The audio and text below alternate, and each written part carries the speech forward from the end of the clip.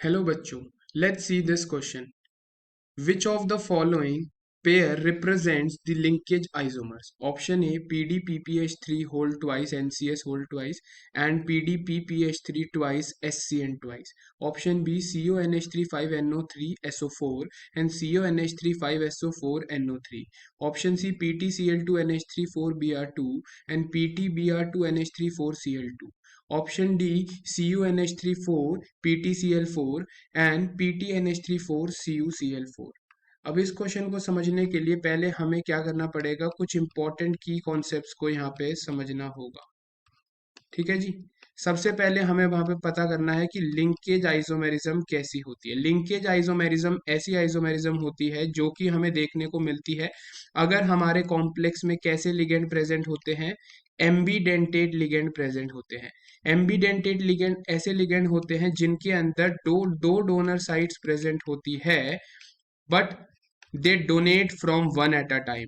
क्या करते हैं, एक बारी में वो एक ही से करेंगे लेकिन उनके पास दो डोनर साइट्स अवेलेबल होती हैं। ऐसे लिगेंड्स को बोला जाता है एम्बीडेंटेड लिगेंड। और जिन कॉम्प्लेक्सेस में एम्बीडेंटेड लिगेंड होते हैं वो लिंकेज आइसोमेरिज्म शो करते हैं। जैसे कि अगर हम देखते हैं ऑप्शन ए के बारे में अगर बात करते हैं तो इसका PPH3 whole twice NCS twice दे रखा है और इसका सेकेंड आइसोमर हमारे को दे रखा है PDPPH3 whole twice SCN twice. ठीक है जी। तो अगर मैं इन दोनों कॉम्प्लेक्सेस को कंपेयर करता हूं तो यहाँ पे जो मेटल के साथ बॉन्डिंग हुई है वो हुई है via nitrogen atom, nitrogen donor atom. और यहाँ पे जो है वो सल्फर जो है वो मेटल के साथ बॉन्ड बना रहा है। दोनों में क्या हमारे पास कॉम्प्लेक्स की जो कॉम्पोजिशन है वो सेम है, लेकिन यहाँ पे डोनर साइड जो है मेटल यहाँ पे नाइट्रोजन के थ्रू लिंक हो रहा है, यहाँ पे मेटल सल्फर के थ्रू लिंक हो रहा है। तो क्योंकि these are the ambidentate ligand, such kind of isomers are known as linkage isomers. ठीक है जी। अगर हम हमारे ऑप्शन बी के बारे में बात करते हैं तो वो हमारे को क्या दिया हुआ है, CONH3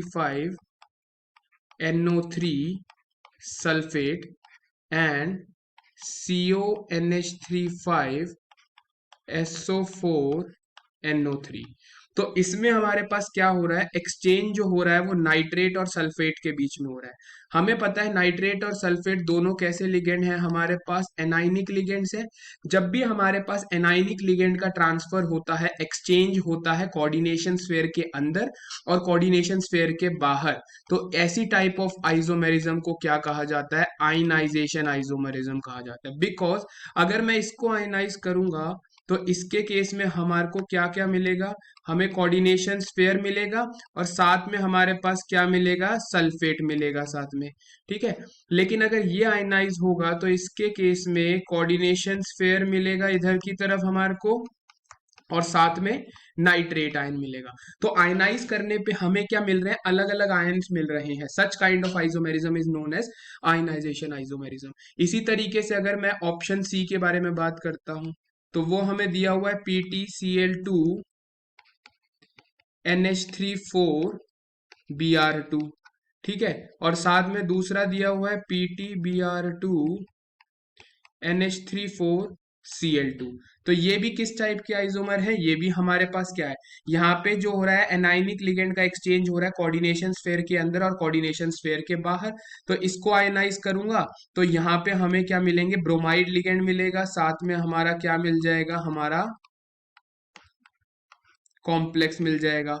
और इसको अगर आयनाइज किया तो यहाँ पे हमारे को क्या देखने को मिलेगा, हमारे को कोऑर्डिनेशन स्फीयर मिलेगा, साथ में यहाँ पे क्लोराइड आयन मिलेंगे।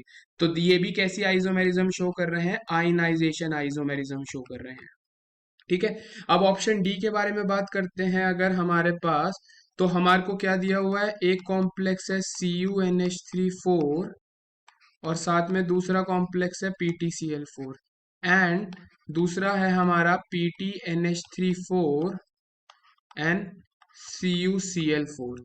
यही कॉम्प्लेक्स हमारे को दिया हुआ है। तो अब यहाँ पे क्या कॉन्सेप्ट लगेगा, जब भी हमारा कैटायन और हमारा एनायन दोनों कैसे होते हैं, कोऑर्डिनेशन कॉम्प्लेक्सेस होते हैं। When the anion and the cation both are coordination complexes, और इनके बीच में क्या होता है, एक्सचेंज ऑफ लिगेंड होता है। ठीक है, दोनों क्या है, कोऑर्डिनेशन स्फेयर है, एक कैटायन एक एनायन, इनके बीच में क्या हो रहा है, आपस में लिगेंड का एक्सचेंज हो रहा है। तो ऐसे काइंड ऑफ आइसोमेरिज्म को बोला जाता है कोऑर्डिनेशन आइसोमेरिज्म। ठीक है, कोऑर्डिनेशन आइसोमर्स। तो हमें पूछा था कौन से लिंकेज आइसोमर्स हैं, तो हमारा करेक्ट आंसर क्या हो जाएगा, option A will be the correct answer. I hope you understood it well. All the best, thank you.